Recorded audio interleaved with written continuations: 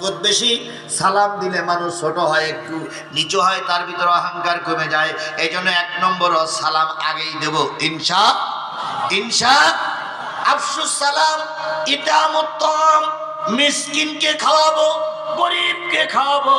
শুধু দাওয়াত লোকের বাড়ি খাবো না, লোককেও একটু দাওয়াত করে খাওয়াবো।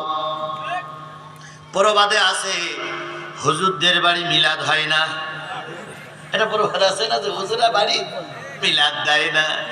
আর একটা প্রবাদ আছে হুজুর কোনোদিন কারো দাওয়াত করে খাওয়ায় না, শুধু হুজুর আওয়াজ করে দাওয়াত করে খাওয়াইলে এই বরকত সেই বরকত, শুধু বরকতের আওয়াজ লোকের জন্য করে, নিজের বাড়ি সাধারণ লোকের কোনোদিন দাওয়াত করে খাওয়ায় না, শুধু হুজুর খাইয়ে বেড়ায়।